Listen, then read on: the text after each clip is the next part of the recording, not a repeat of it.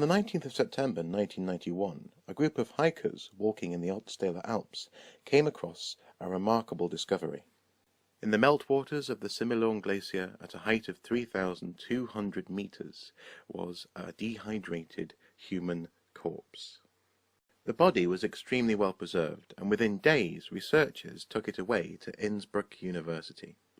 It was quickly clear that this was an ancient corpse, but what made it even more remarkable was that it had been found with items from everyday life. He was approximately 5 foot 2 inches tall.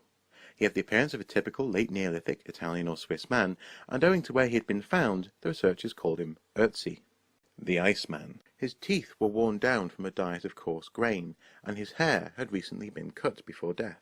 There was evidence of smoke in his lungs, probably from countless campfires, and also linear tattoos placed strategically around his body. Examination of his hands and nails revealed this man was accustomed to manual labour, and also that he had suffered from illness recently, which had affected his nail growth.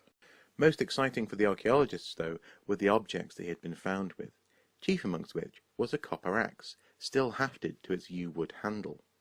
Typically, the handle doesn't survive in the archaeology, so this was a unique opportunity to study how these axes had been made and used in everyday life. It had been found with a yew-wood bow which was smeared with fat to maintain its spring and keep it moist against the cold, and in a deerskin quiver were 14 arrows of an extremely elegant and very advanced design. He was well prepared for the wilderness. He had a kit for making flint tools and a kit for starting fires, hung on a leather belt around his waist.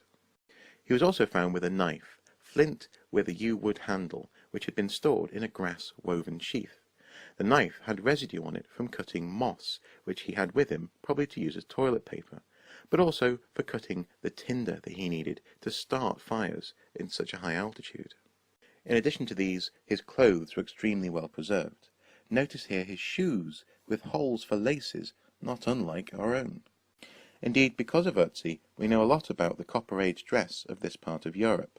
Leather leggings, grass cloak, fur cap, tanned hide jacket, and other items were securely dated to 3000 BC. All were well made, warm, and easily repairable. A combination of CT scans and X-rays quickly revealed that he had actually had an arrowhead lodged in his shoulder blade. Remarkably, this had been missed, and along with a corresponding hole in Ötzi's skin, his cause of death became horrifically clear. Questions now abounded as to why people would want to shoot this man in the back, this apparent nomadic wanderer. Had he been shot by an enemy? Had he been shot in secret? Had he been mugged? Was it a war? Was he even a criminal on the run from people at the time? Whatever led to his demise and positioning in the mountains, he has become an internationally famous find, warranting extremely detailed reconstructions of his appearance in life.